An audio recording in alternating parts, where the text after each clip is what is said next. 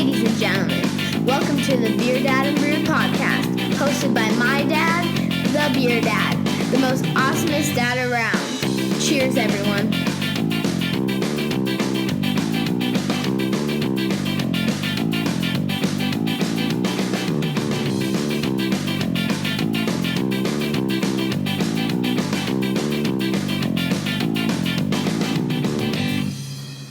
Ladies and gentlemen, welcome to the BeerDad and Brewed podcast. As always, I'm your host, Justin the BeerDad, and I'm joined, as usual, by my partner in crime here, the master brewer himself, Mr. Joshua Kunkle. Say hello, Josh. Howdy ho. All right, so, as always, there's usually kind of somewhat of a theme here. Our last episode was a lot of fun. We did Oktoberfest. Indeed it was. That was great. So I wanted to have a theme this week, something to go back to my roots, where I was born and raised from, also known as the craft beer capital of the world. I know there's going to be some people that will argue that, but I can safely say that San Diego really is the mecca of craft beer, and a lot of craft beer throughout the nation probably has taken something from San Diego or maybe stolen some brewers and migrated them somewhere else. But San Diego really is on the map for craft beer. So a little bit of history for the folks listening to the podcast that might be interested. So those familiar with San Diego Brewing Company in Mission Valley, that actually is the name of the original brewery in San Diego, which started in 1896. So it's not the same brewery. They just went ahead and carried on the name, just to keep the tradition. But the original brewery in 1896, one of the co-founders was Alonzo Horton, who most people that grew up in San Diego know Horton Plaza and a lot of the buildings that were developed. He was a big part of the boom that modernized the city of San Diego. So he was a big part of the San Diego Brewing Company. So from 1896 all the way to when they closed for the first time, 1920, which everybody knows was what, Josh? Ding, ding, ding. Prohibition. Those sons of bitches had to shut it down. Yep. But like I was talking about it with my wife when I was doing this research, and she kind of joked because she's funny. We used to watch that show. Oh man, what was that show on HBO with? Boardwalk Empire. Yep. And we're like, yeah. So they shut down. Like, they were probably still making beer, and people were still enjoying beer. But for research purposes, they were shut down in 1920 for Prohibition, and then they opened back up 1935. Yep. Then of course they had to close again 1942. We know that was big time for war here in our country, and the San Diego Naval Fleet had to expand, so they opened up the 32nd Street Naval Station, and that closed San Diego Brewing Company. And of course, they kind of reopened here under some new ownership. They kept the name, which is nice. And by the way, Josh, I don't know if you've ever had it. I know a lot of my listeners from San Diego know all about this stuff, but San Diego Brewing Company makes one of the best blueberry wheats you'll ever taste. I remember you telling me about this a couple months ago. I've yet to try this. Yeah, well, we got to get down there sometime and have some. I wish they canned it or bottled it or something, but you can take growlers home. So all right, well, hey. We'll figure it out. Okay, so maybe we'll do a San Diego trip one of these weekends. Nice. So there were some other breweries back in the 40s there was Aztec Brewery, which people are familiar with. Another brewery which ended up closing and then was reopened with the same name. They wanted to use the same tradition.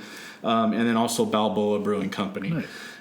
And so those two companies, after San Diego Brewing Company closed, they were kind of shut out the door in San Diego by the Big Three. Evil Big Three. Anheuser-Busch, Coors, and Miller. So basically the 60s, 70s, and 80s was ruled by the Big Three in San Diego. And it took a little company named Karl Strauss to open in 1989. And because of that, craft beer in San Diego became what it is. Literally, Karl Strauss opened, and it just it sparked a fire within San Diegans and within the craft beer community, because there was a law change that enabled something that you're very passionate about, which is home brewing.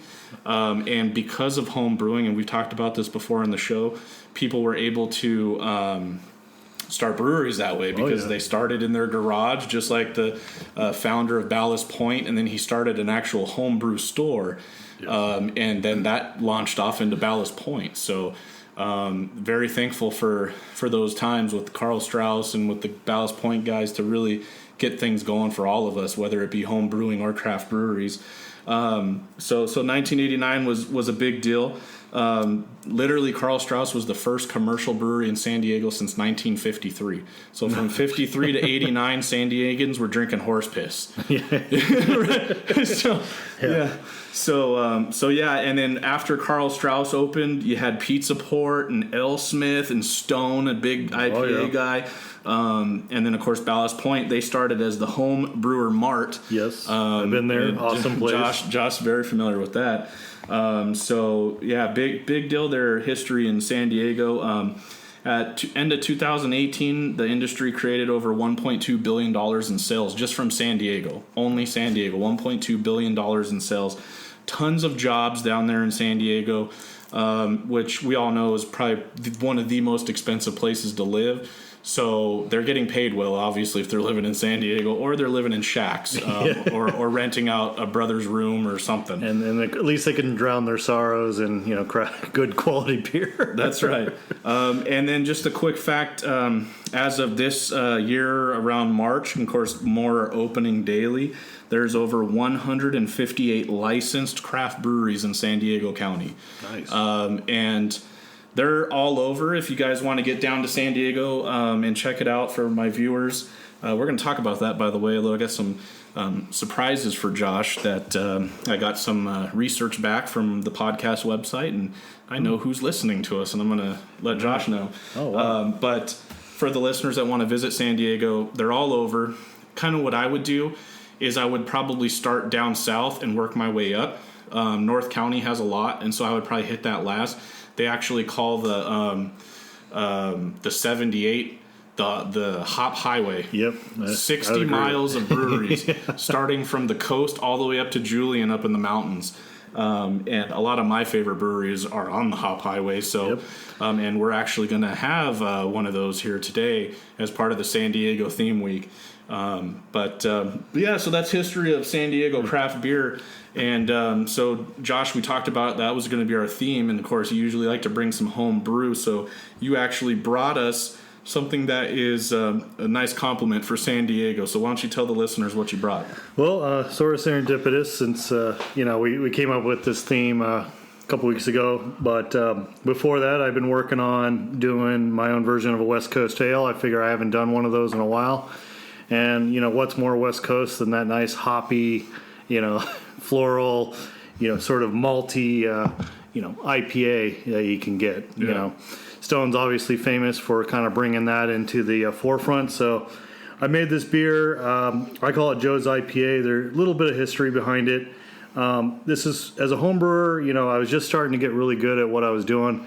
And I told myself, hey, I want to create a recipe on my own. And, of course, my dad, being who he is, he's always got to, kind of push back a little bit, but, pushing back kind of makes you stronger. And he was like, no, just stick to the clone recipes. At the time, I was making a Stone IPA clone. He's like, no, I like that. Stick to the Stone clone. I was like, no, Dad, I kind of want to make my own beer here. I got a recipe. I think I got it good. Let me just work through it. He's like, all right, fine. We'll wait it out, see what happens. Now, I put my heart and soul into this beer. I thought I did a great job. It was fermenting great.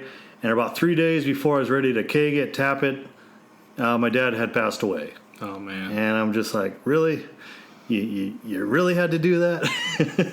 Either case, kind of a sad moment in my life. But we had a lot of friends and family come together, and they helped us get ready for the wake, the service. And I was like, well, I got my ready audience. Let's test it out on them. We ended up going through 5 gallons of this beer in about an hour and a half. Like, people just absolutely killed it. They loved the hell out of it. So I was like, all right, I think I got something here. I'm sure Dad would have been proud with this. So let me do it again for his service. So I made the beer again, debuted it. We had a lot of extended family I hadn't seen in years. They come over. They're trying this beer, and they absolutely love the hell out of it. And I was happy to say that this definitely recipe was one of the top ones I've done in my life, and I'm also happy to say that I managed to basically get a solid recipe right out of the gate. Not all of them are usually like that, so as a home brewer, you definitely you take them where you can get them. But I'm pretty proud of this beer. This particular version of it that we're drinking right now, the only slight change I did is I changed up the hop profiles. Not sure how PC it is, but I call this version the clusterfuck version. There you go. Yeah, because the hops I use are cluster hops. Right. So normally I tend to use, what am I thinking of? Cascade and Magnum and Centennial in my version. So I decided to play around with some different hops. So this one has Falconer's Flight and cluster hops. And then I had told in previous podcasts, we've been doing the hop oil. Yes. And experimenting with that. So this is one of those beers that I made a bunch of the cluster hop oil extract, and then I dumped that in as a secondary right before kegging it. I'm pretty happy with it. This one feels more maybe pale ale at this point, but you still get a nice little hoppy bite to it. What are your thoughts? I'm always good for feedback. Well, we kind of talked about it earlier. Because we do a little sampling before we start recording, but and this is the first time I've had Joe's IPA. I've had Joe's Revenge, which is an award-winning beer, by the way. Just recently got third place. There you go. And I really like this beer, and to me, this is talk about a flagship beer if there ever was one. I mean, I could drink this. This is something I could drink all day. Like if we were hanging out down by the beach, or we're out on the boat or something like that, and we have a full cooler stocked full of these things in cans or bottles, it's something that I would drink all day, and the flavor's great. It doesn't leave a bitter taste on your palate, and it has just the right amount of hops, and it's that ABV. Would you say it was around This is a 7.6. 7.6. So like I say, when I'm drinking, like a pale ale or an IPA, which prior to I wasn't a big fan of until, I don't know, I guess hazy IPAs opened my palate up to them, and I found a lot more, because prior to that, the only IPAs that I would ever even touch was Betty IPA and Sierra Nevada IPA, and those were the only, but it had to be the Torpedo one. Yeah. So it was weird because they had that woody taste to me, and I just didn't care for them. And then now I love them, and I love this beer. This is a great beer. So you did a really good job. Your dad would definitely be proud. Well, thank you much. I hope that this beer takes you places, and hopefully maybe we'll be going in those same places one day. We'll see. But yeah, you did a phenomenal job with that beer. I hope the listeners, get a chance to come out to some of these brew festivals and maybe possibly try some of this stuff. But I wanted to give you little surprises here, because I was waiting for the podcast. All right. So we obviously we're brand new at this. The podcast, we've got 3 episodes in now. This is the 4th. And we're starting to get some listeners. We're getting some good feedback. Good. So trying to work on some things. There's some new things in the pipeline that I'll be working on. I've gotten a couple of requests for video. They want us to film while we're podcasting, which at first I was like, oh man, they don't want to see these 2 ugly fuckers. But hey, partially drunk, ugly bastards. Right. The camera adds 10 pounds. What's another 10 pounds, right, Josh? Hell yeah. So I'm drinking it right now. But hey, they want to see my glorious beard and your glorious locks, whatever. Oh, yeah. So we're gonna work on that. So hopefully we'll have a YouTube channel here shortly. Okay. We're gonna start doing a little bit of traveling. I think going to some breweries, there's been some requests to have some other people on the show, which we're going to, so that's in the pipeline. A lot of compliments for you that I've received. Well, I appreciate that. Thank you, everyone. Yeah, of course, I appreciate the comments for myself, too, as well. But what I wanted to talk about is our listeners, and I'm really excited. Thank you for listening. Thank you for liking and subscribing. We're starting small here, but so far we have 57 subscribers. Nice. Which is nice. That's a quality number right there. And I can safely say that they're not all my friends and family, because I don't think I know 57 people. So I appreciate that. So we're slowly climbing here as we hit episode 4. But what the really cool thing here is that we have listeners as far as Australia.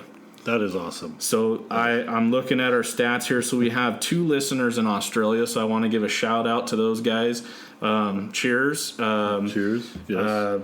You guys got some good beer down there from down under. Oh, yeah. So big fan of Australia. It's so far away. So it's probably the farthest fans that we have. So that's pretty cool. So I appreciate you guys listening in Australia. We got people in Washington, D.C., Kingston, North Carolina, Newark, New Jersey, Brooklyn, New York, Arlington, Texas, Pahrump, Nevada. Okay.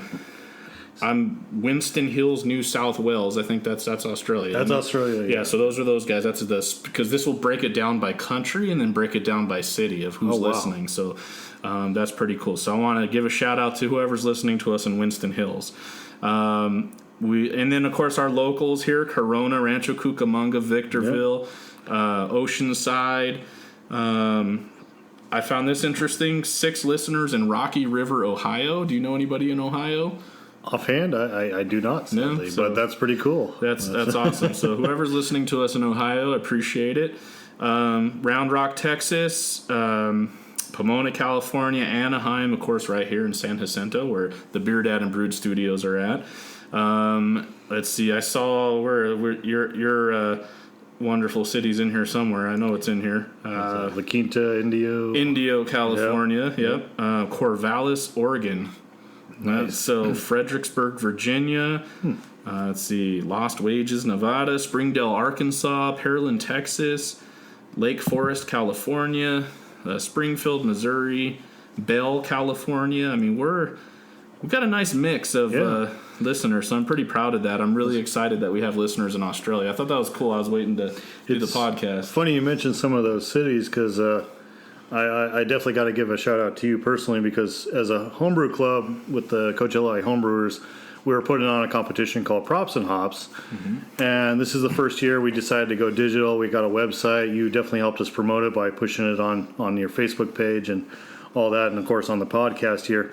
And I almost feel like some of those cities might be a direct result because I've been getting entries from all over the place for this competition. This is the first year that we've gotten entries from like Oregon. We gotten entries from Texas. We got them from Missouri. Like that's awesome. Yeah. So I'm very surprised that people are taking us as a club and our competition seriously. So if you are a listener and you decided to join our competition as a direct result of that, I definitely thank you very much for that. Definitely. Yeah. Thank you for supporting, the club and of course the podcast. Absolutely, yeah. It's awesome. It kind of makes you feel good, like we're actually reaching out. It's not just our buddies listening. But everybody's a buddy of the BeerDad and Brewed podcast. Yeah. So I appreciate. We'll have a pint with you anytime. Absolutely. So, other things. I'm going to work on another giveaway. I did a giveaway for 500 subscribers on Instagram. I'm getting close to borderline 600, so I might just wait till we hit the 600 subscribers, or I might do a podcast giveaway for the next episode. So nice, we'll announce the winner on that next episode. So a lot of good things in the pipeline for the BeerDad and Brewed podcast, Josh. So I'm glad you're here, and I'm glad you're a part of it. Oh yeah, definitely happy, and you know what? I think that deserves a nice little cheers there. Yeah. All right, cheers. Yeah, damn good beer. Thank you. So, let's get into it. San Diego Craft Beer. Let's start with Modern Times Brewery. All right. Open up the chest of wonders here, also known as the Star Wars. This Han Solo and Carbonite fridge. Mr. Craig, that's there just for you. Decided to break it back out so Josh didn't have to go too far to get these brews. And then, of course, the most wonderful sound in the world. Ooh. Oh, yeah. Never go wrong with that. That's almost the same color as my beer. Mm-hmm. Very similar color. Yeah. So, this one I've been sitting on for a little while. Okay. So, I really liked it because I was surprised. Funny story about this. So, Modern Times is a San Diego-based brewery. They started in Point Loma, California, and they've actually expanded so much to the fact that you can now get Modern Times at a tasting room in Oregon. Huh. You can also get it in Los Angeles, which I thought was cool. That's actually called the Dankness Dojo in LA. Okay. Yeah, so awesome. that's pretty cool. So yeah, Portland, Oregon, LA. There's also Santa Barbara, Modern Times. Okay. So they've expanded, obviously. What I really thought was really cool about Modern Times is around the time when Ballast Point and what was the other, St. Archer. Oh yeah, two big San Diegos. They what they call in the industry sold out. I have my opinion on that, on whether or not they sold out or not. But Modern Times was right there on that cusp because they were so popular, and the owner did an awesome piece of marketing where he kind of hinted that he was selling too, and a lot of people were upset and this and that. But actually, what he ended up doing was he did sell, but instead of selling to the big three, he sold to his employees.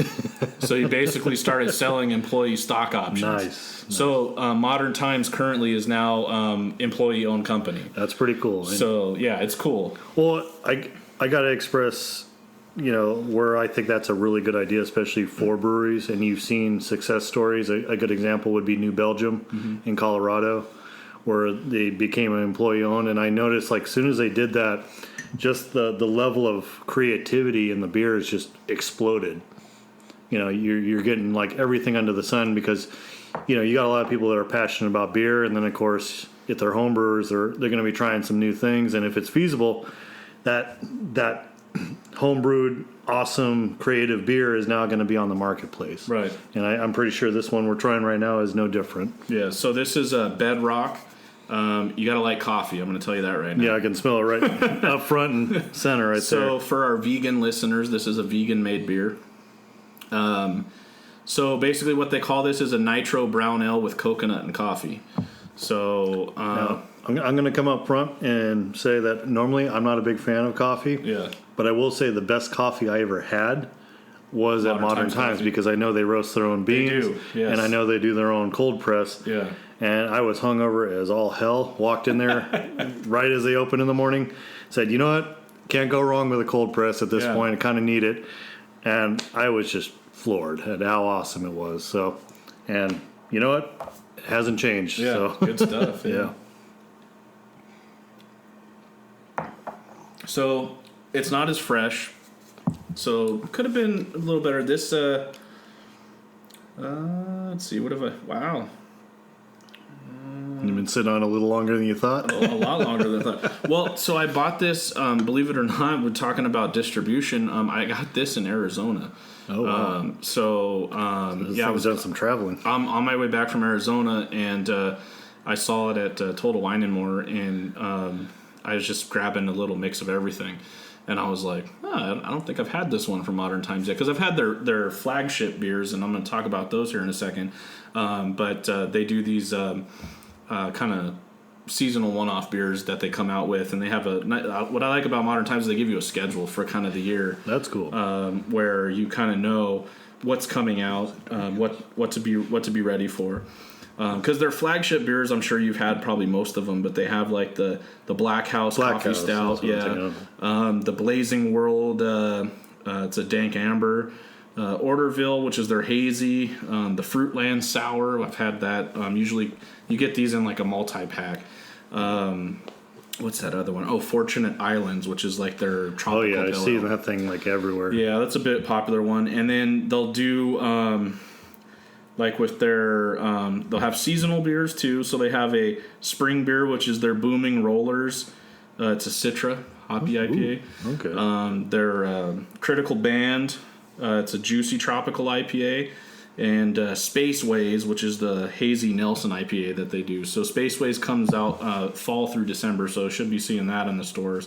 That's their fall beer. And then they have their special release beers here too. So this is Bedrock. This is old. This is about a year old. Oh wow. Okay. So well, for a year, it's holding up pretty good. I mean, I definitely a little bit of sediment, but that might have been more for my pour. I'm digging on this color. It's got a nice little amber copper color to it, which I kind of see where they're sort of going with this one. And you got the nice little coffee up front, kind of through and through. Yeah. With this sort The of... first thing I smelled was coffee when I smelled it. I was like... Yeah. But not like that bitter coffee, but not that nice roasted, like wake you up in the morning, Folgers, good to last drop kind of stuff. I remember actually taking a really good shot, which you can find on my Instagram of this, just because of the name, Bedrock. I was up in... I brought a can of this up with me to Shaver Lake and Huntington Lake during the summer, and I did my version of rock climbing. Well, not like Jose. You guys, folks, listeners know Jose. He's an avid rock climber. I'm not crazy. Obviously, I'm not fit enough to do crazy rock climbing, but I found some cool boulders that were close walking distance to the cabin that we rented, and I just kind of climbed myself up there, and had my glass and I had my Bedrock, and I got that shot with. You got pine trees in the background on the boulder, so I thought bedrock and rocks. Yeah. It was a cool picture. I really liked it. So, but yeah, Modern Times is great. Again, Point Loma is their main tap house. If you want to go check it out. I don't remember if I've been to that one. There's also one in where's the other one? Well, there's the one in L.A., Santa Barbara, and Portland. I'm trying to think where the other one's at in San Diego. It's not near the... Maybe North Park, maybe. I'm not sure. Maybe, because I'm trying to remember where... I ended up, a couple of years ago, that's how I ran into him, was I ended up doing... Stone had a booze cruise, and so me and a bunch of club members, a bunch of friends, basically paid tickets for this booze cruise that just kind of went to hell. Good job on Stone and anyone who does, the booze cruise, but this particular one just turned into, a major shit show because... Yeah. Last minute, they didn't sell enough tickets, so they downgraded the ship to a smaller ship, which only had 2 bathrooms on it. Oh. And if you know anything about beer, it kind of makes you want to do things like... Water closet. Water closet, exactly. So, yeah, by the end of the night, people, not unlike myself, were finding that the edge of the boat was the best urinal possible. Yeah. There you go. So, yeah. But next morning, it was... Modern Times was the savior of the morning, I'll tell you that much. Get that nice coffee. I love it. Modern Times, they really do a good job with a lot of their, their foundation beers that you can get year round. I really love that coffee stout that they make. This one's a good one too. I would say this is if you want that coffee flavor and you don't want something as rich and thick and heavy as a stout, this is a good beer. Yeah, I was gonna say this is sort of next step down as far as a coffee beer where you're getting the nice little coffee notes, but you're still getting a nice light, even body to it.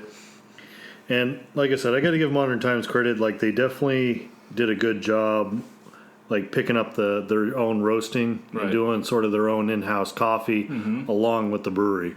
Okay. Because you do see a lot of breweries trying to do the coffee beer, the coffee stout, coffee whatever, but they're not very good at doing the coffee side of it. So you end up with this beer that's just this bitter bomb from the coffee, and it throws the balance way off on the beer. I know Jose, who was on our Oktoberfest episode, he's not a big fan of anything coffee. He absolutely he's got a sensitivity for it, and I've used him to great success in my own beers because when you're dealing with the chocolate malts for making a porter or a stout, you're going to get some of that coffee without necessarily putting coffee in the beer. Yeah. And you got to figure out a way of balancing it with everything out. And so he's always been good at be like, hey, Jose, try this. What do you think? He's like, oh, too much coffee. I'm like, okay, got to back off on the chocolate malts. Yeah, he cracks me up. We'll go out places and Belching Beaver, which is, we're going to be sampling some Belching Beaver. But a lot of the stouts that they make, he's always tasting coffee in them. And he always complains, because he loves stout, but, he's a Guinness guy. Oh, yeah. He's got that Irish blood. And, he's an Irish Mexican, but he's always tasting coffee. And I'm like, damn it, there's no coffee in here. They didn't even use it in the recipe, but he's always tasting it. But, that's why, we talk about it. Craft beer, there's something for everybody. Exactly. So if you don't like that one, I'm sure we'll find one that you do like. So yeah, and that's kind of my MO as a home brewer is I got people like, oh, I don't like beer. And I was like, well, you probably haven't had the right beer. Right. And it's I'm not trying to put you down or make you feel inferior for not trying the right beer, but it's beer as a medium is so encompassing. You got everything from tart, sour candy-esque, Berliner Weiss, beers all the way to like deep, complex bourbon barrel aged chocolate stouts. Yeah. That's a hell of a range right there. It's one of those things. Look at the shirt. Oh, you're wearing the shirt again. Wearing that shirt. Celebrate diversity. Exactly. So I'm looking at it right here. There's a beer for everybody. And a glass for every beer. How about that? That's right. That's something funny, too, when you say the glass for every beer. Getting into the whole craft beer thing, I never realized that certain beers will actually taste better in a certain type of glass. It's really weird, isn't it? I know. It sounds like one of these, like, urban myth things where it's like, oh, bullshit. You know, like just drink the damn beer, like stop being such a pansy about it. Right. But I remember when I was making my own beer, I thought, let me put this to the test because, as you be a home brewer, you have to take sort of a scientific mindset. So I took one of my beers. I kind of collect glassware. That's sort of my deal, like some crazy people who drink beer. But I lined up all these different glassware. I poured my beer in every single one. I had my little notebook, and I just started tasting it, and write down what was I tasting in the beer. Yeah. And this is kind of part and parcel if you're going to judge a beer, by the way. You have to know kind of what you're tasting and kind of rely on your palate. Yeah. And it is amazing how much a glass will make a difference in that beer. Yeah. Now, obviously, if you're judging a beer, they're not going to give you a fancy glass for the style you're judging. They're usually going to give you a nice open plastic cup, and so you have to kind of make do with that. Yeah, that's why I like. It's funny when you go to Vegas and you go to the Guinness School where they show you how to pour. Their glasses have that little twist to it, and it definitely like I was like, Guinness tastes the same to me, but drinking it out of that glass, you can definitely taste the difference. I am going to go out on a limb here from an opinion standpoint and say that glass, you're talking about the one that's got the little nooks on the side. It's like a ridge. Yeah, and it twists toward, like, if you watch the ridges, they kind of twist at the bottom. Yeah. That glass style has to me been like the best for any beer. Like, it is the most all-encompassing glass that I've come across. The only one close enough to it would be the Stein. Yeah. For something about the German Stein, for some odd reason, it's tall, it's open, and every beer you get in there just tastes wonderful. But maybe it might be quantity over quality. I don't know, but every beer I've ever had in a Stein has always been wonderful. Yeah, I feel like with the Stein, it's so, like you say, it's so wide. It's wide enough. Yeah. It opens it up. Yes. So every drink that you're taking, your whole face is in this. Yeah, thing. yeah. So you're getting not just your nose, you're smelling it, not just you're tasting it, but you're actually feeling it in your eyes. Yeah. You can feel the crispness, the bubbles popping in your eyes. So all your senses are going off when you're taking a drink out of one of those big Steins. So I think you're onto something there. You're kind of just you're practically diving into it. Maybe when we decide to open a brewery, that's what we're going to serve our glasses in, our Steins. Maybe a Stein combined with the nice little like ridge. Yeah, we're gonna make some like Frankenstein glassware. Yeah. Well, I came upon this strangely enough when I went to a Steal the Glass night at the local pub when I was up in San Francisco, and they were selling Tiger beer. And Tiger beer, it's a Thai beer, right? Thai beer, yeah. Kind of great. It's like most, it's a lager, macro lager kind of beers. Decent beer, but they had this really awesome, like, kind of small ridge glass, and I was like, all right, cool. And I just remember every beer I had in this glass just tasted awesome. And I'm like, okay, there's got to be something to this. And that's actually what prompted me to do the scientific, like, let's lay out all the glasses and see what we get. See how it tastes. Yeah. And I just found, like, every beer I threw through that thing was just tasted great. And when I saw that Guinness kind of replicated that design but on a slightly bigger scale, I was like, yes, it still exists. Because I wanted to buy more of these glasses, have a whole set of them. But I had no idea what the name was, where to get it. Mm-hmm. And when I tried to look up, like, Tiger beer glass, and they were just like, what the hell are you talking about? Like, I felt like I just, like, walked into the Twilight Zone when I got this glass, because Tiger never made this glass anywhere else. That's awesome. Yeah, actually, they got Tiger beer here at Saboba. Really? Nice.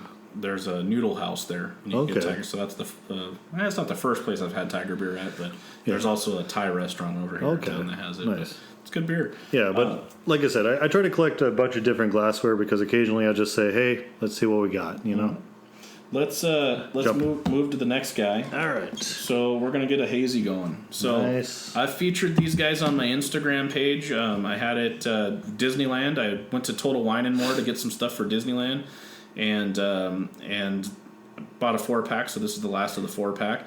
Novo Brazil out of San Diego, California. So they started in Chula Vista as a tap room. A nice little story about them. So the owner's actually from Brazil, and he came here to San Diego State University to study, and Josh has a story. We'll hear it in a second. So, and then he went back to Brazil, and then started a brewery there, and then he came back here and opened Novo Brazil in Chula Vista, and it took off. And so now they opened a big brew house in East Lake, which is technically Chula Vista. But if for my listeners that are in East Lake, they'll probably get mad if I say East Lake is Chula Vista. So in East Lake, now they have the big brew house. So you got a restaurant with some great Brazilian themed food, and then their beers are pretty good. Some of my listeners have been telling me you got to have the Novo Brazil mango beer. It's supposed to be off the charts. I saw that there, but I wanted to go to straight hazy, so that's what I got here. But I'm definitely interested in trying the mango. I've been getting some responses from Novo Brazil on my Instagram page, so one of these days I might make it down there and maybe try to get an interview. But let's crack it open. All right. Oh. Got a little head coming out of there. All good. Got a little excited there. So. Yeah. So I like the color on this. Ooh, yeah. Look at that. So beautiful. this is a good hazy. I really I enjoyed it. I hope you enjoy it. I think they did a really good job here. Yeah. So I know I got a little excited over here, kind of like wiggling in my seat. It's weird how sometimes you realize the world is a lot smaller than it is. Yes. And this is definitely one of those moments because about a year ago, for those that don't know, I live out in La Quinta. I'm about a mile from where Coachella Festival is. Coachella Festival is this big, grandiose festival. It's kind of taken the world by storm in a lot of ways. But I got bored one night, and I went out to my local pub, which is the La Quinta Tap Room in Old Town La Quinta, and I was just getting a couple of beers, and I ended up running into some guy whose best friend is the head brewer for Novo Brewing. Nice. And he's talking it up, and he's going on and on. He's like, you got to go to this brewery. This is an awesome brewery. And I was like, well, San Diego is one of those places I don't get to too often, but I wrote it down in my phone. I actually have a note, and I was like, okay, I'm going to eventually go to this damn place. Well, now you're going to try some. And now I'm going to try some. And I'm actually pretty happy to say, that I still have the note to reference from, because I remember he kept going on. He's got his buddy from Brazil. By the way, this guy I met was from Brazil himself. Okay. He was just in town for the night for the festival. Mm-hmm. And he kept telling me, yeah, you got to definitely check out this brewery. And, well, let's get into it. Cheers. Cheers. Oh, man, I love that smell. Smells good, huh? Oh, yeah. I mean, I just remember what he was talking about, what this guy was doing. It just sounded amazing to me. So this is definitely owning up to the hype. I'll put it that way.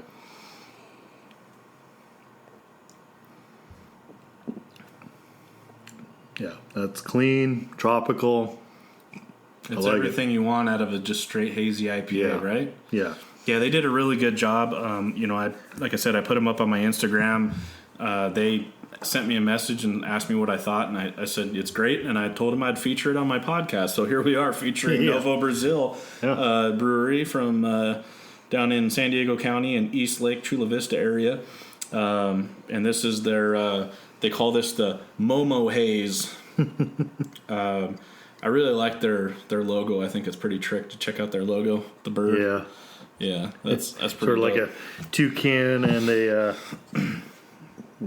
a compressed toucan. Yeah. So their artwork's pretty cool on very cool. Kind of reminds me of 90s coloring. But Brazil, very colorful. Where do they do that? The Carnival down there. Mm-hmm. Lots of color. But yeah, I once I tried this beer and I started doing a little bit of research about the brewery, and I thought the story was really cool about how they got started, and I definitely like to come down and check the place out. I already know I like Brazilian food. I really disappointed. There was a place at the Temecula Mall called Roda Vida, and it was a Brazilian steakhouse. And man, that food was amazing. And it went out of business. I think probably around the time when the economy collapsed. Yeah, so about 2009, somewhere around there. But we used to go there almost maybe once a month. Yeah, if I'm in for the carnivores in the room here, that place was definitely quite the. That was the first time I ever had a chance to try things like duck and rabbit. Yep. And just like they had like every kind of meat you can think of under the sun. Brought it out on a sword, and you put your little block up with the green, and they just kept bringing it. And when you wanted a break, you'd set it sideways. And when you were done, it was that red one. But yeah, that place was great. I think actually there's isn't there in an Indio area a Brazilian steakhouse that's kind of like that? Not that I know of. If you'll have to look it up. I'll definitely have to take a look because maybe we'll do a dinner there one day. Because I'm pretty sure there is. Okay, yeah, if there is Palm Springs or Indio, you'll have to check it out. It's in that area, out in the desert. Nice. But I like that crisp, clean. Yeah, to me, I always love beers that have like all your flavor, all your smell, but then they don't quite linger, or if they do linger, No. it's like it's a decent like sweet. Literally, right now I have zero aftertaste, zero. Yeah. And some beers will leave just a little bit, but it rinses so clean. It's very, very clean, crisp beer. It comes in at 7%, which we talked about earlier with IPAs. You want that 6.9 to 8%. Yeah. So you're right there. So you can have a few of these and still not feel like you need to be carted out in a wheelbarrow. But yeah, they did a really good job. So listeners, if you want a really good hazy straight IPA, it's not a double or a triple, but it's a straight haze, 7%. Check out the Momo Haze from Novo, Brazil, down in San Diego, California. So good stuff, huh, Josh? Yes, thank you.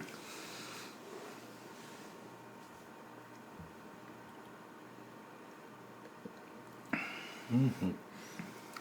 Sorry, I'm kind of like playing on my phone here right now. I'm trying to look up the name of this guy because he did give me his number because he was talking to me. He was like, you know what, you're an awesome dude. Because we ended up talking so much that night that I ended up inviting him over to my house. Mm-hmm. And we ended up trying a couple of like the home brews and stuff like that. And it was kind of cool being able to make those connections, with people, especially people from around the world.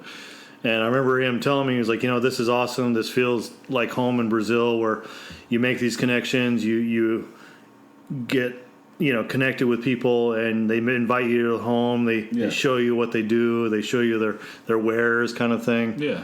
And so I felt, especially as like, a citizen of America, like I'm doing justice to America and to the, to the world. Well, we've talked about before many times how craft beer just brings people together. Oh yeah. There's like, to me with craft beer, the shirt says it all. It's diversity. There's no color. There's no sexual orientation. There's no religious.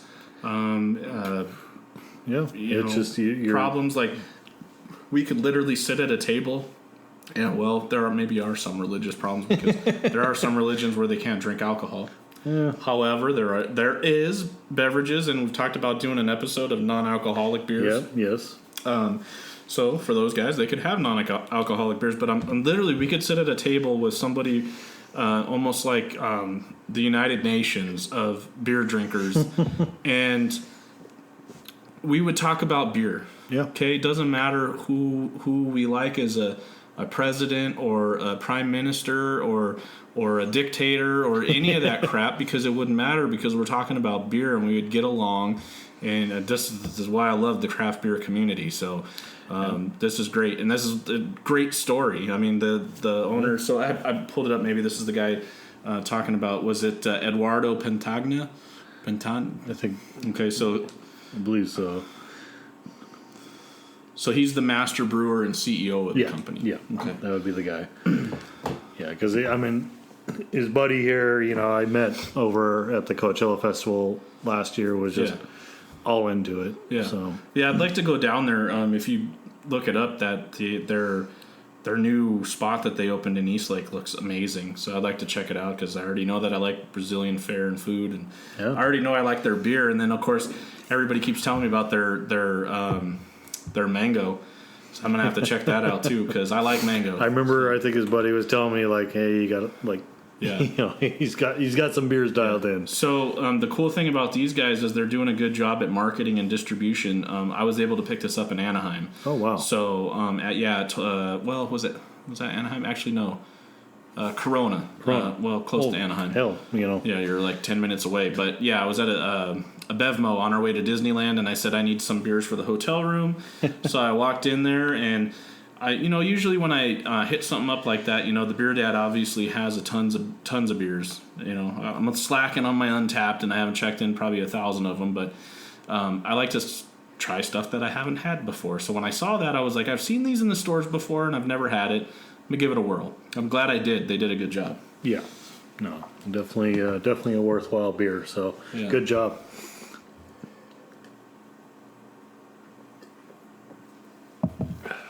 That's good stuff. Oh, yeah. Let's see here.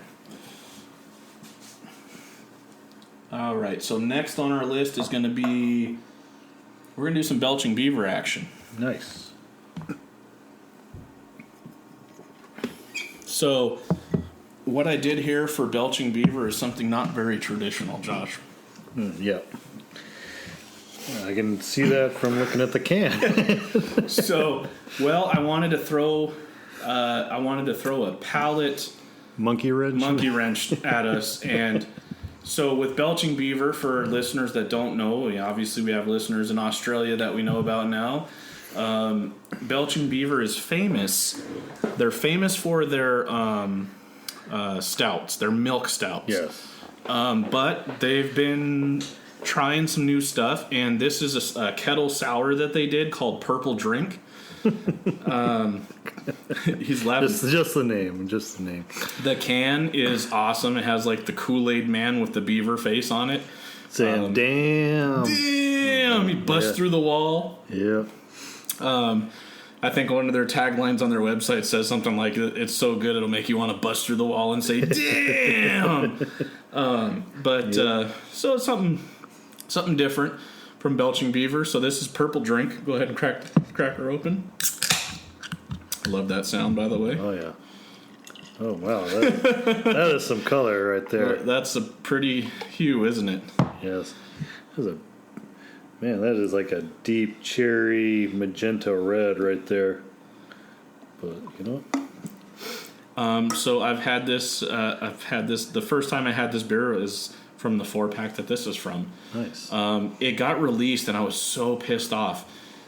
Because I wanted to hit the release, and work obviously permitted that I couldn't get to the release. I've got tons of friends and family, listeners of the podcast, and nobody could get down there to the release for me to get it. So I thought all hope was lost, right? Yeah. Well, I had a nice little weekend with the wife down in San Diego a few weekends ago. Well, not a few, just a couple weekends ago, actually. My wife, she's an amazing woman, and I didn't even ask. She brought it up. She's like, well, while we're down here, did you want to stop at some breweries? And I just looked at her and I said, I love you. Because she knows me. Because I didn't want to bring it up because it was her, the BeerDad, we got another one on the way. So she's preggo right now. We got the 1-year-old and then my 11-year-old. So she doesn't get a whole lot of time to relax and stuff, so it was a nice weekend away. So I didn't want to bring up the brewery thing while we were down there. I figured wherever we went to nice dinner or whatever, I'd have some good beer, and I was just going to leave it at that. But of course, she brought it up and said, do you want to go to some breweries while we're down here? And I thought, this is amazing, that's why she's awesome. So shout out to the beer mom, beer wife, if you will, Amber. But so we stopped at Pure, which we're going to have some Pure here in a little bit. And then we went to Belching Beaver. I went to Belching Beaver because they released the peanut butter latte nitro stout, which is a seasonal beer. Okay. May or may not have some of that. I don't know. We'll see. But I look in the case, and lo and behold, there is a 4-pack of Purple Drink sitting in there. And I said, see, that's why you go to breweries. This is This is meant to be because this right here they didn't put in the stores. This was only something you could get at their brewery. It was a special can release, and I was like, shit, I'm gonna get Purple Drink. Yeah. So and it's good stuff. Cheers, Josh. Yeah, cheers. Go ahead and tell me what you think of that stuff. Right out of the gate, I smell a nice, clean, kettle sour. Mm-hmm. You can always tell a kettle sour, especially from the smell, because it's I don't know, it's almost like a creamy smell. Almost like a yogurt smell, because most kettle sours, they use yogurt to create the kettle sour. But yeah, I love it, man.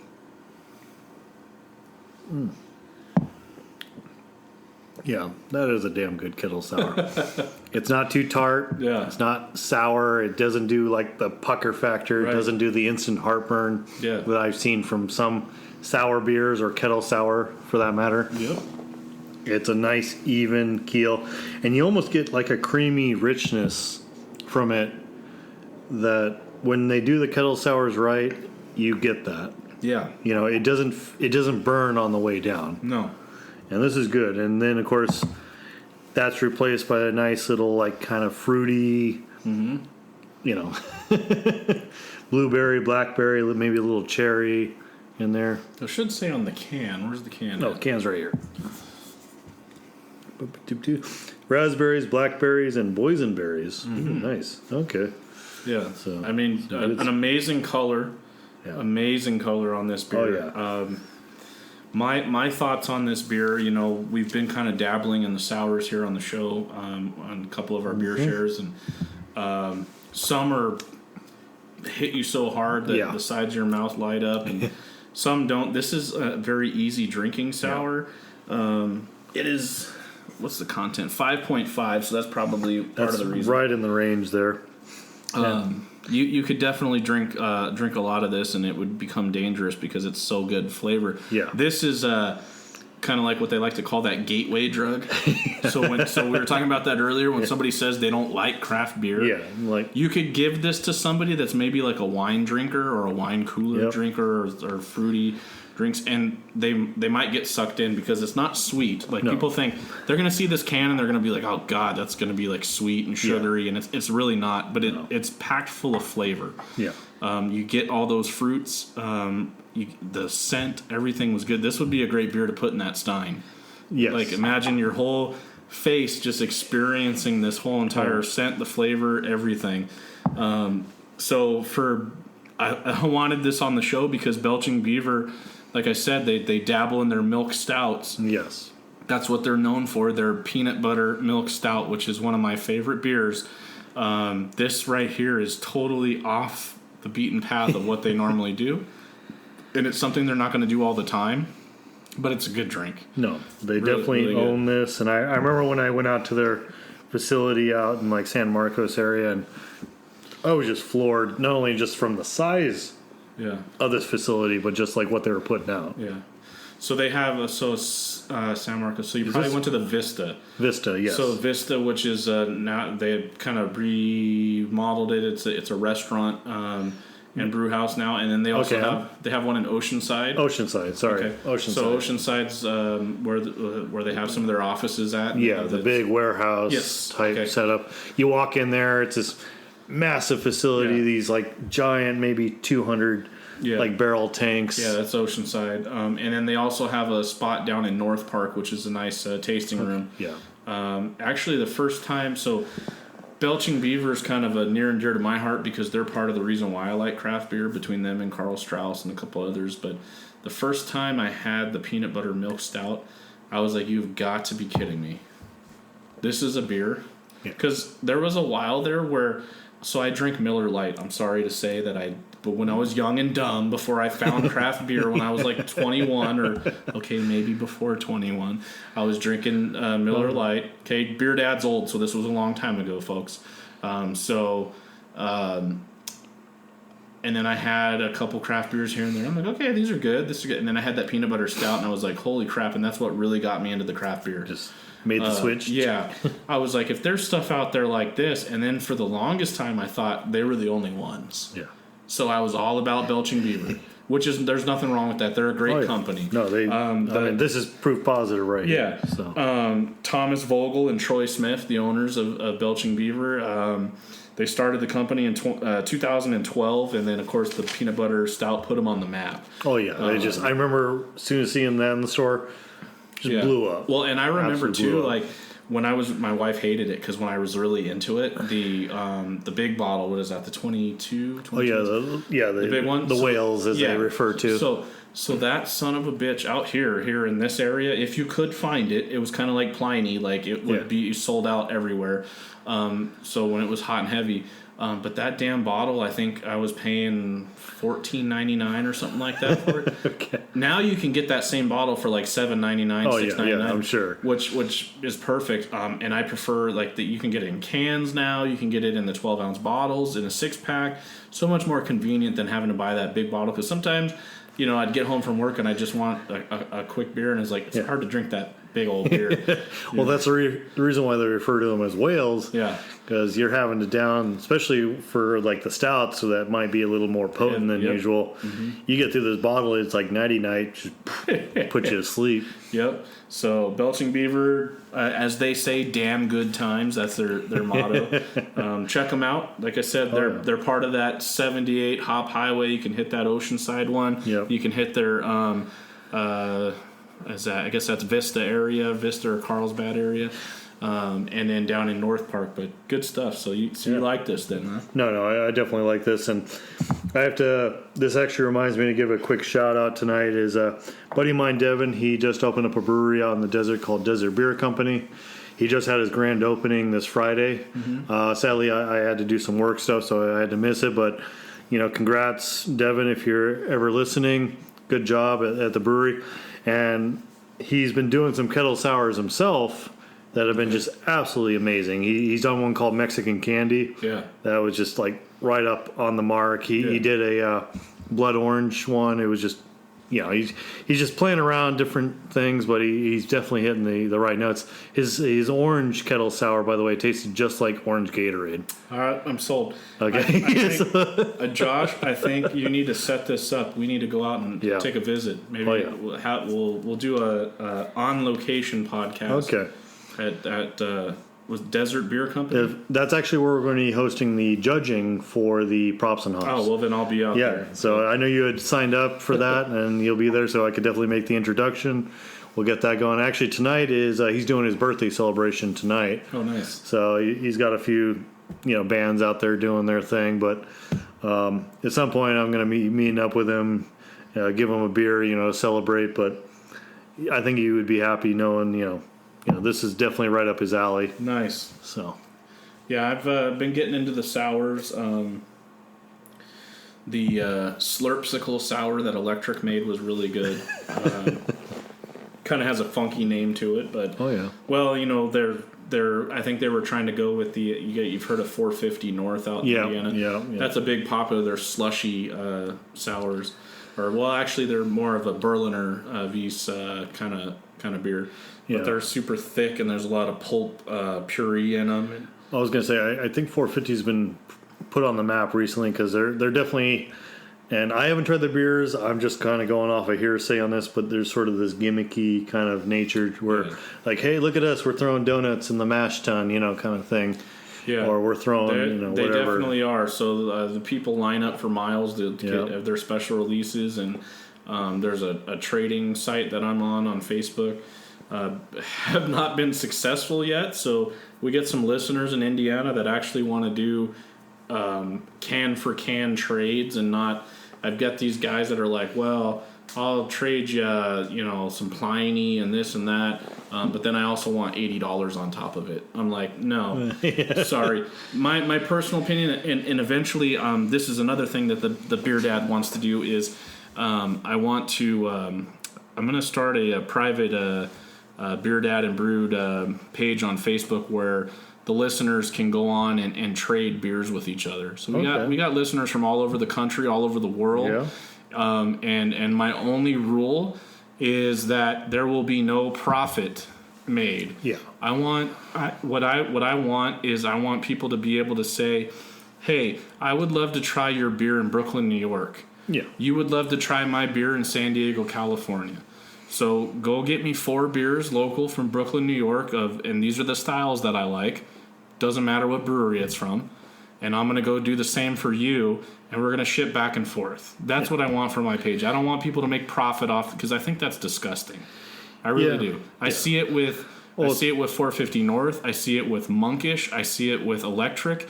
And I think it's disgusting that people do that, because I feel that craft beer is something that should be shared with somebody. I would never charge somebody for beer. Well, that's the reason why beer has made itself a community outside of wine, in a way, in a lot of ways, because wine kind of built its culture on these sort of snobbish people who say, oh, this particular vintage year is worth so much, let me, sell it to you for exorbitant cost. Yeah. Whereas in the beer community, it's like, no, man, I just want you to drink it. I just want you to enjoy it. Yeah. In fact, actually, I was almost tempted earlier, and I'll probably by the end of the podcast tell everyone the recipe for Joe's IPA, the one we just tried here, because I don't mind. If you can make it at home, by all means, go for it. I'm not going to limit you on that. Because that's what I am about. It's about sharing the beer. No, and it's totally the craft beer community, for the most part, is made up of people that they want to share, and it's a social thing, like let's go and meet new people and just come together and enjoy good beers and give each other's our opinions. And this is how home brewers get better, because they share their beer with others and people give them insight. Hey, I think maybe if you took the ABV up just a little bit, or dropped it down a little bit, or maybe a different yeast strain, or maybe if we can get like a darker, richer color, or something thicker. Like I noticed with some beers, like for some of the hazies, like you want to get, like we talked about, using like oatmeal and stuff like that to get that that hue, that or that thicker taste. When it hits your palate, it's almost like you're drinking a smoothie kind of thing. Yeah, like creamy sort of texture. Yeah, so just like throwing those ideas out to each other and stuff like that, and it has nothing to do with like, oh, I think your beer sucks or anything like that. Yeah. It's all about getting better and making good beer. And well, that's the point. Is we want everyone to make good beer, because we want to enjoy that beer. Yeah. Like you said, it's a social thing. It's like, I want to sit here, talk philosophy, talk shop, talk politics, whatever you want to talk about.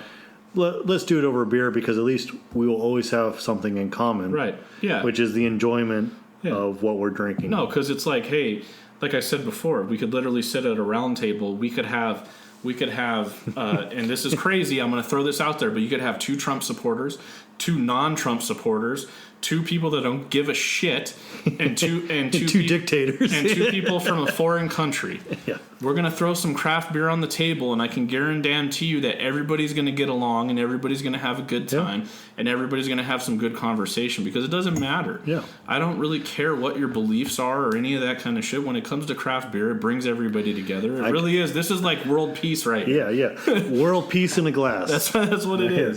And in fact, actually, I've seen this real time. Like I went to a homebrew club meeting, and 2 people opposite ends of the spectrum as far as beliefs go. Mm-hmm.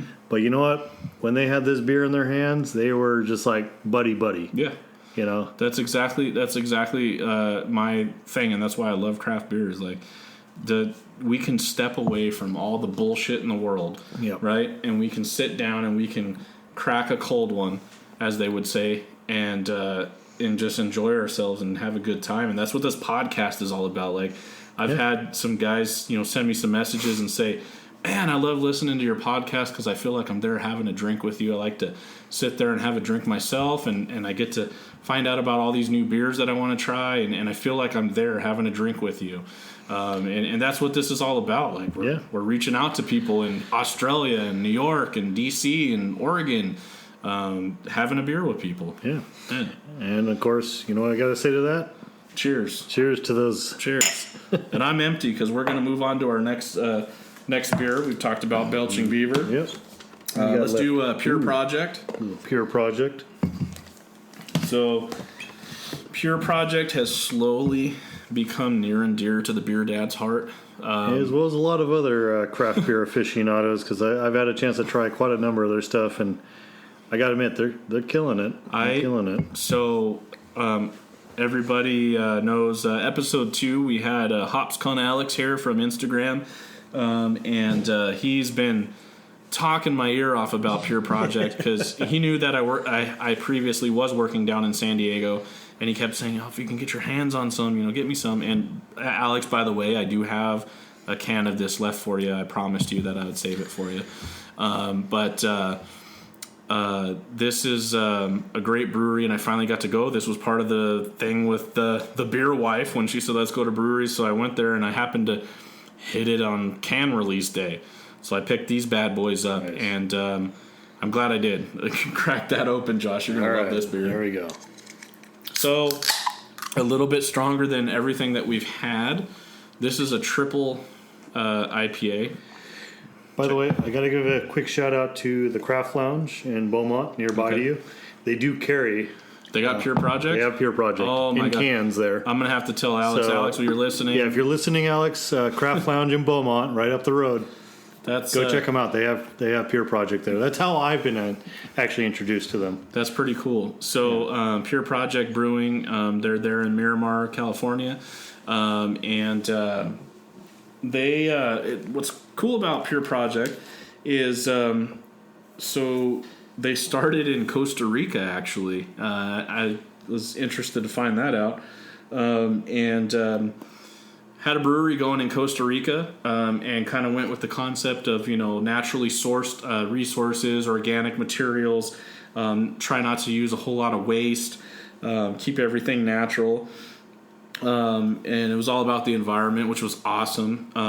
Because we need a place for our kids to live eventually when they're adults, and so after they decided that. Costa Rica was the sources. It wasn't there. They're like, all right, well, we need to move back to the States. So Miramar, which is in San Diego, California, there by the Marine Corps base is where they opened up, and since have opened a location in Balboa Park, and they also have a new one in Carlsbad coming soon. They're expanding real quick. Yeah. So, but what's really cool, the Miramar tap room is really small. I mean, it was standing room only when I went in there. Of course, it was a can release day. Yeah. But I was sold, man. The actual location itself, really cool. They had kind of like moss growing out of the walls with their logo in a wooden wall. Just the vibe, everything about it. It hit me. I was like, this is my spot right here. If Pure Project was local to me, it would probably be really dangerous. But they're really good brewery. Cool story, like I said, starting in Costa Rica and then moving to San Diego. Yeah. Just one of those things. And then they actually donate 1% of all their sales, including profit, and that goes to the Planet Company. Like I said, they're all about the environment and. There's a few breweries that have jumped on board with that, and you got to give them credit. Maine Brewing in the state of Maine, they're one of the first people to jump on that 1%, and they've definitely been killing it out there. And it's cool to see other breweries jumping on board with it. And this is, I kind of told you, the BeerDad ever gets a BeerDad brewery, or we do something together, or whatever. Local, natural, organic ingredients is what I'd want to use. I think that's awesome. It just tastes better. Yeah, I'm just sorry. Well, what do you think of this? What we are drinking here is a Triple India Pale Ale called Triple Dry Hyped. Yeah. It's got that neon Miami Vice can looking there. What do you think? Well, first off, I love this sort of dank, hoppy smell right out of the gate. Yep. You just dive your nose into that. The flavor is ridiculous on this one. Yeah, that is it's like the hops are there. They're juicy as all hell, and they don't leave a nasty streak on your tongue. It's like they're there, they're gone. But what's left is this nice, sweet, juicy, hot floral element that just kind of lingers, and it's just great. Right. It's like really, really good job. Would you believe it if I told you that that was 10.3%? I would not. I would not believe it. I mean, I'm happy to say I've had some of their beers, and I'm actually right now pulling up my Untapped. And this is how much I've been impressed by these guys. Is pretty much every beer I've tried of theirs, I've rated at least 4 or above. That's pretty good. Okay.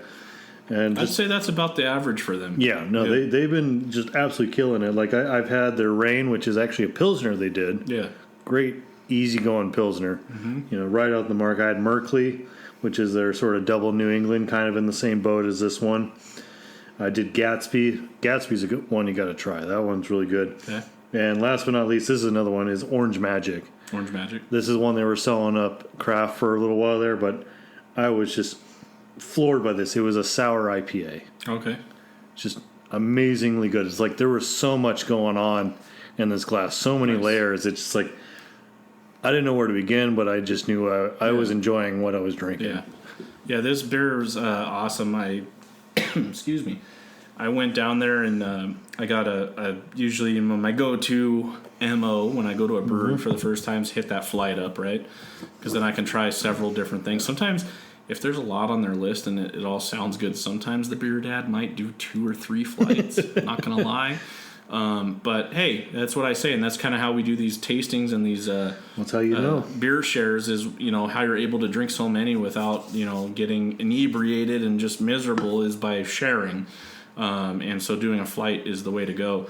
But I tried so many different beers and I was like, man, these are so good. And so I was like, all right, well, I knew because they still had some cans left when I got there. I'm like, all right, well, I'm going to have to get some to go, so we'll figure out which one I like the best. There was a sour that I had there that was really good, and I wish I would have got cans of that, and I didn't. But I went with this one just because I love the color on it. I love the scent. Yeah.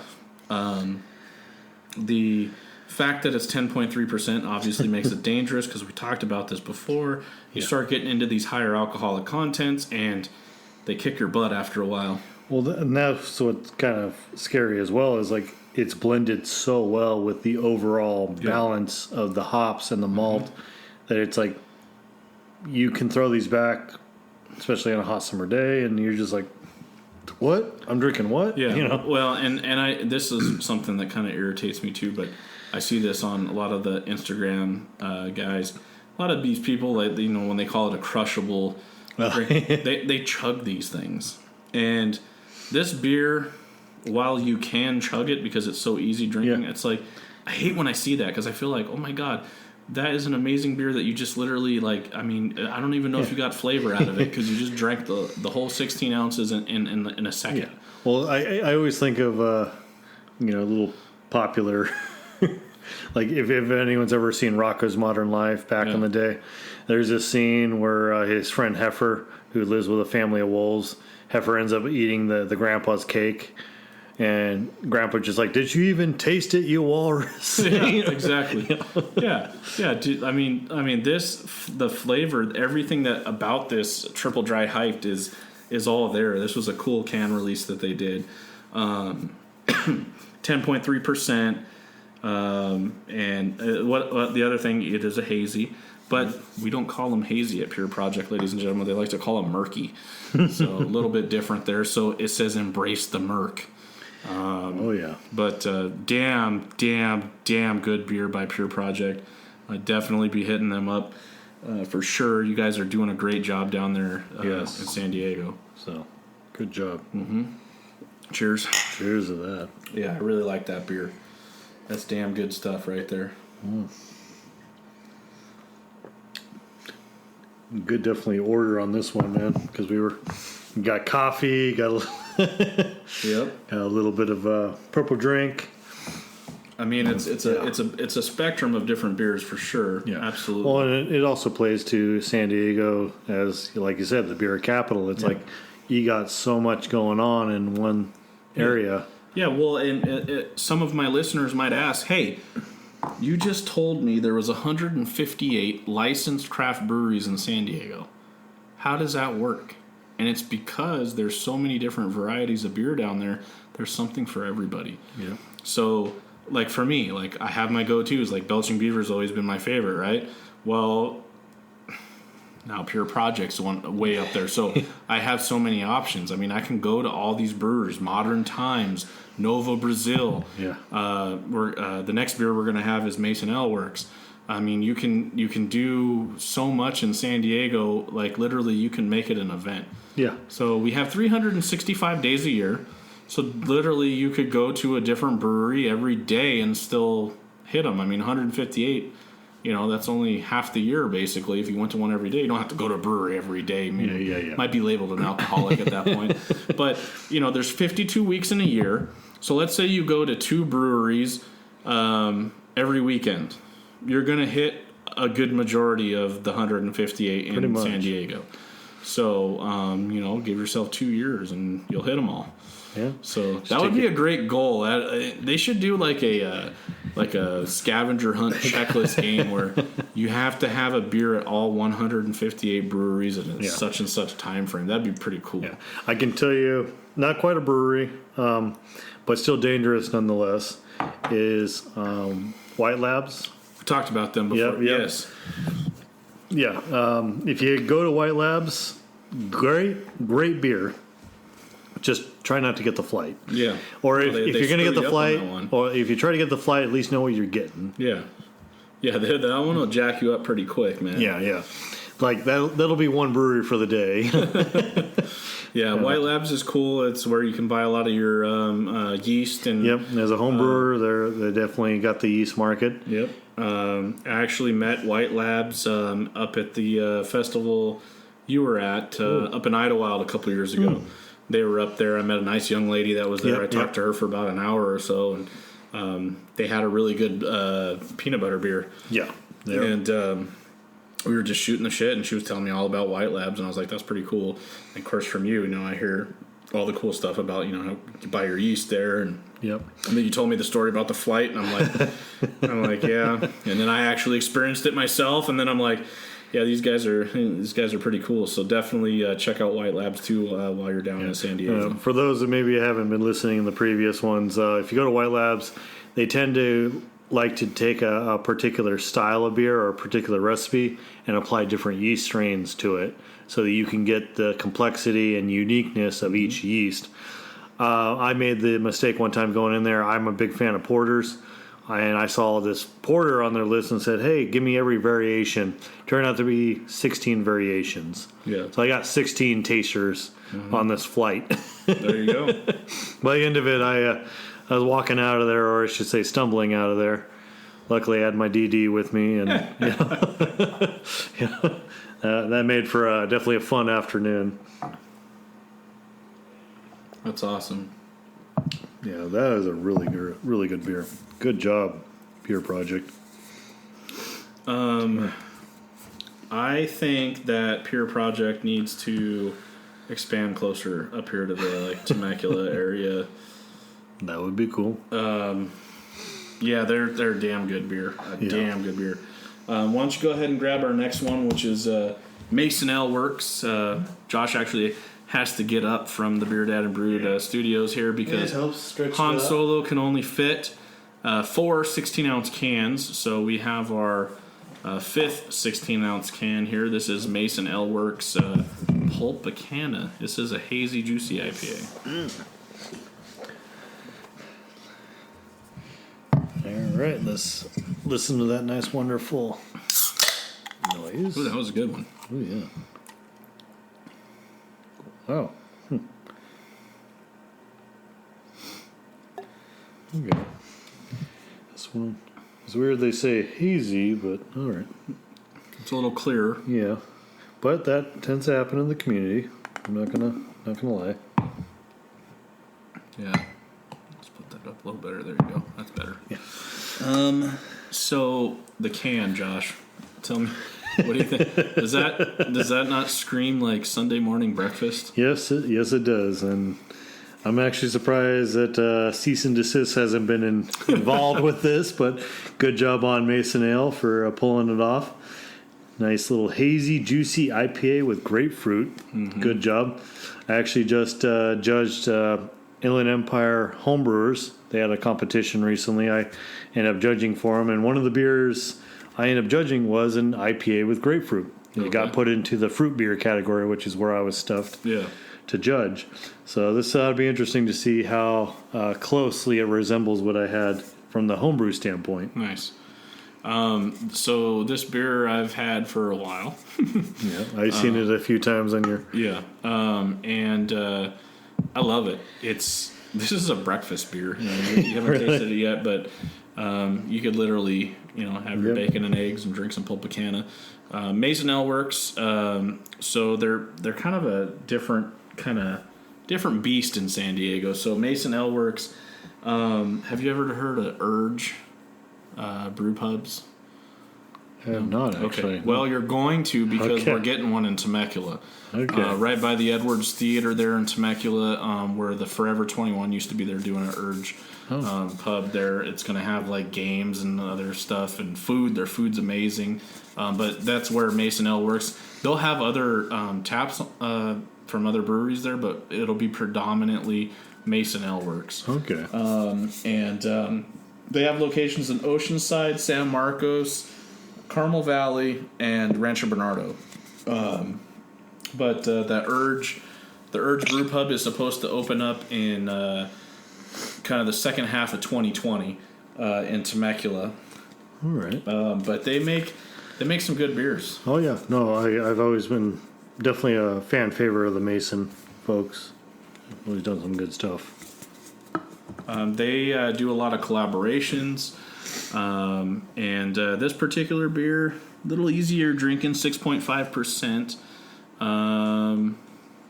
A lot of people love the grapefruit when it comes to an IPA or a pale ale. Oops. Sorry about that. Let's see. So, Nice. What do you think? It's good. It's almost like up there with the Novo, where it's just like a nice, clean finish. Clean and crisp. Yeah. The funny thing about this beer, so we're talking about there's something for everybody, right? So the funny thing about this beer is my mother-in-law, who is not a beer drinker at all, like at all, but she's been trying some of these craft beers that I bring around, and this is like one of her favorites. So this is a hazy IPA, and somebody that's not a beer drinker likes it. Yeah. So that's pretty amazing. And they just did a good job with blending everything with the hops, with the grapefruit. Not too overpowering, not too sweet. Definitely citrusy. It leaves a clean rinse in your mouth. No bitter aftertaste. It's a good beer. That's why I said it's good. That citrusy for like breakfast. Say, like when you mentioned breakfast, that my immediate thought was like, you're right, man. Like I could easily just see myself bacon and eggs and a glass of this. Wouldn't give it a second thought. Yep. Absolutely. Yeah. No. Mason. It might make the commute better. Yeah. No, I'm not advocating anything in that regard. I mean, you could almost get away with it. Like, I mean, you're thinking they're no, I'm not going to advocate having an open beverage. Everybody knows the BeerDad where he works. That's not a good idea. No, but Pulpicana itself, the can looks like a Tropicana beverage. Yeah. It really does. Wait till you get to work, then have your breakfast. Yeah, I'm sure your boss will be okay with that. Yeah. But yeah, this is good. Like if you were gonna ask the BeerDad, you're having a brunch and you're like, hey, can I offer you a mimosa or would you like a Pulpicana? Or as Jose would put it, manmosa. Manmosa, yeah. This is definitely better than a mimosa. Yeah. I would take this any day over a mimosa because I fucking hate champagne. Yeah, no, just the headaches. It's horrible, isn't it? I know there's a lot of listeners that love champagne, maybe, but I fucking hate it. I can tell you as a home brewer, I've come to realize why champagne is such a shit beverage. Is because they use shit sugar.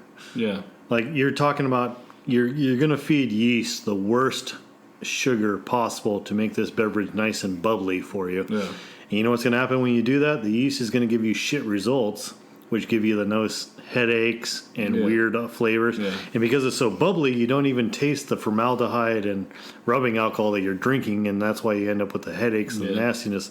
Now, don't get me wrong, I actually have a project that's still on my table. I want to make what I call like the $1,000 bottle of champagne, where I'm going to basically take a nice, easygoing white wine. I'm going to throw some yeast in there with like really quality sugar, like easy to process sugar, and just bubble the hell out of it with it. And I'm curious to see if this champagne will end up becoming like that, like your, what do you call it? Yeah. I forget the names of the champagnes that are out there that are famous for being like nice and bubbly and not killing They you. got that like Cristal Kind of thing. Perignon. Yeah, Dom Perignon. Yeah. And by the way, I've had, which one did I have? I can't remember. Anyways, I was at a function in Vegas and somebody was popping those in here. Have some. Yeah. It still tasted like shit. Still tasted like shit. Okay. I don't care that it was $1,000 or whatever the fuck it was. Like, it's champagne. I'm just But hey, if you can make a champagne not give you headaches and not taste like shit, man, that might be the way. Well, see, I feel like it's my job to kind of clean up the shit products in the world. Because just the other day, I went over to visit my mom and we were doing like a pumpkin carving night with the friends and family. And her boyfriend is really into White Claw right now. And I know White Claw gets a lot of shit.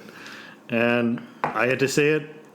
I was reserved. I was like, you know what? I'm not gonna be one of those guys that's gonna give shit jump on the bandwagon without trying it first. Yeah. I tried it.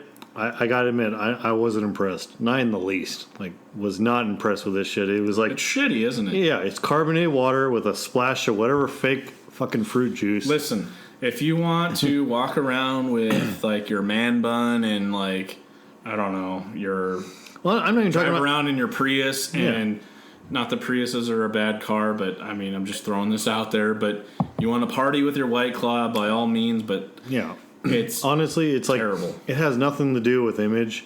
I mean, my mom's boyfriend, he's an AC worker, hardworking guy, great guy. I don't discount who he is as an individual. He doesn't have a man bun, does he? No, he does not actually. Okay, No, he's short hair, shorter than mine, I obviously. think I met him before. Yeah, cool guy. Yeah. Great guy.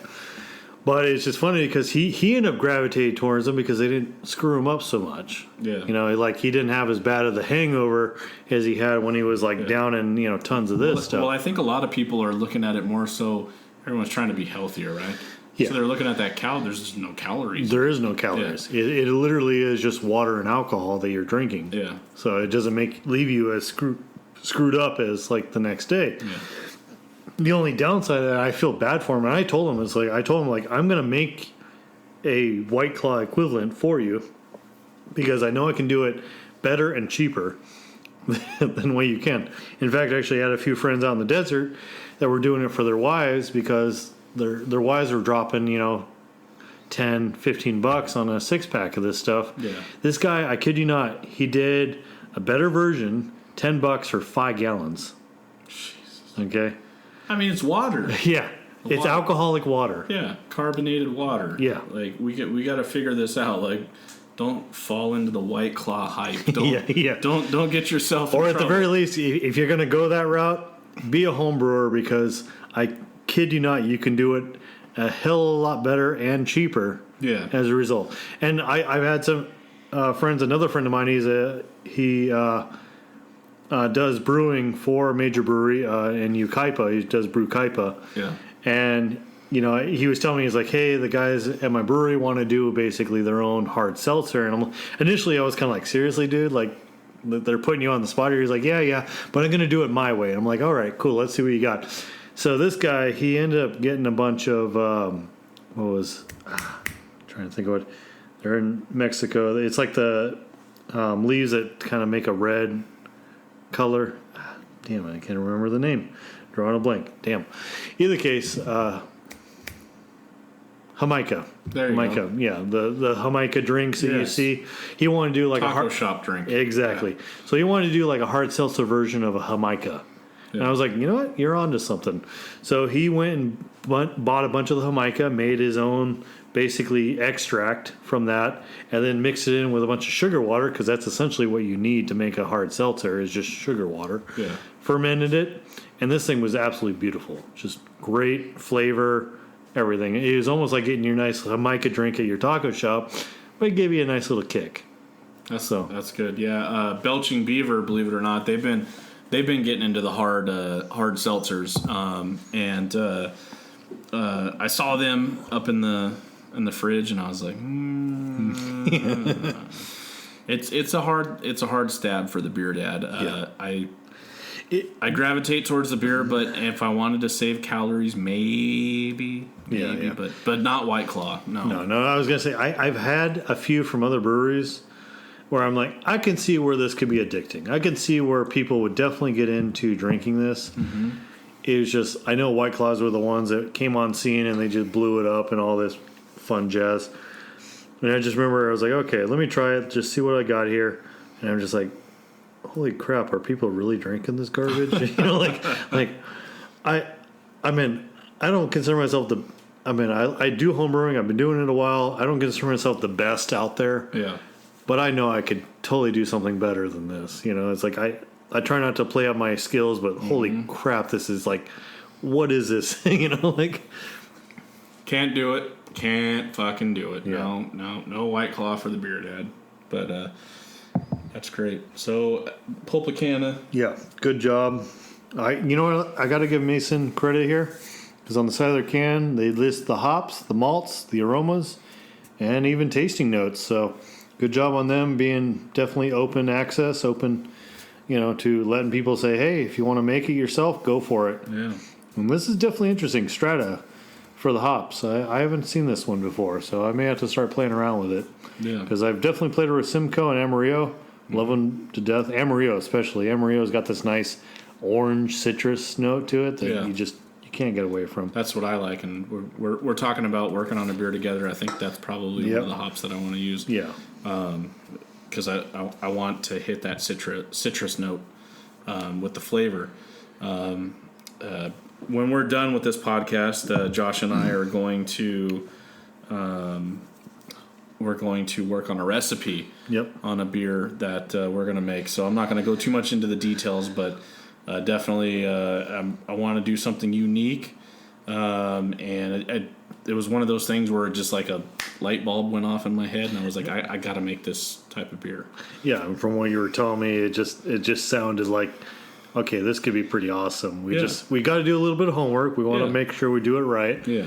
But it could definitely be a delicious beer. Well, we'll see where we go. So I want to end the show on a dessert note. Nothing wrong with that. So we're still staying in San Diego, but we're going back to Belching Beaver.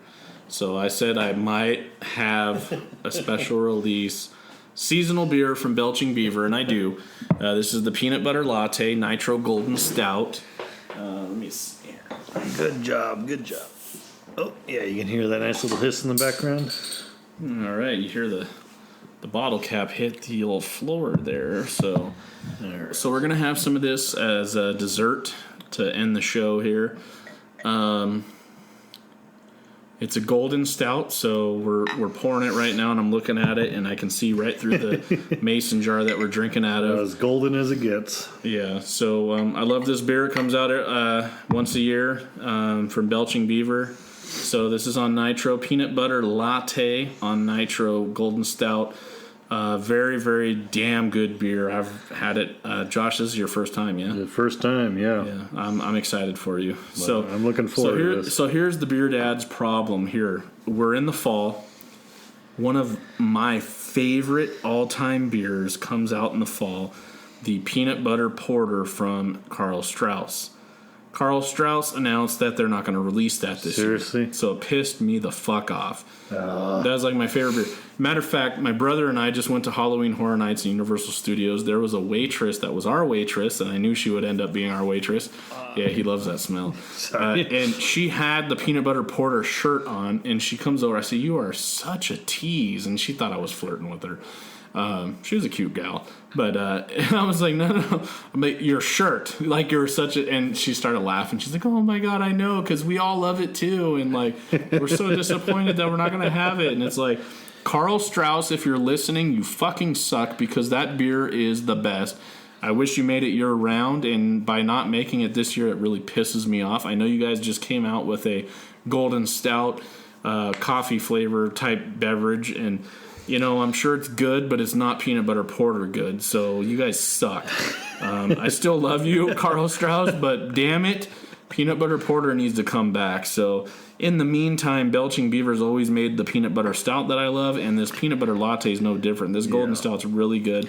I was going to say, I just took a big whiff of this, and you probably saw the orgasm on my face here, just like, holy crap. Hashtag beergasm, like I post on Instagram. Yeah, this is... Oh, wow. Yeah, this is a good stuff. So I saved it for last, because we've had all kinds of different things. It's a nice dessert beer. Yeah, no, I could definitely tell from the smell. Yeah, so let's, before you take a drink, we'll do a quick cheers here. Cheers, man. Already smelled it, go ahead. Oh, fuck, I could just keep smelling it all night. What do you think? Fuck. That is a damn good beer. Yeah, this is something I think we need to try to replicate. Yeah, no, it's like... See, this is why, like, with especially the breweries and stuff, like, there's a part of me wants to always go out and say, like, what is the recipe for this? Yeah. Like, seriously, what is the recipe? Because if there's a way to replicate this, I want to at least try. Yeah. I mean, obviously making beer is kind of like the scientific method in a nutshell, because anything can go wrong, anything can happen. You can try to get it as close as possible, but there's always going to be a tweak or something different. But at least I want to try. Absolutely. And this is no exception, because this is a great beer. Good job, man. Good job. I really enjoy this beer. Like I said, it comes out once a year, and it was cool because the beer wife's like, let's go to some breweries while we're down here. And it was like, that was on our way out of town, and they still had some left from the special release. I picked up my 6-pack, and I was able to get that purple drink too, which was cool because I thought I missed out on that. But Belching Beaver, damn good time, and damn good beer. Yeah. You guys don't fuck around with the beer, and when you use that, I've had so many peanut butter beers, and you guys take the cake. Of course, I just talked about Karl Strauss. They did a good job with their peanut butter porter, but this beer is, I feel like maybe my Karl Strauss letdown is not so bad because now I have this, and you did a damn good job. So, and I'm glad you got to try it. Yeah, thank you. Yeah. Well, thank you for sharing, because I'm thoroughly impressed on that one. Yeah, they did a good job. So, folks, check out Belching Beaver. So we'll just quick recap here. So we dabbled in some modern times. And we had some Bedrock, which is an older special release.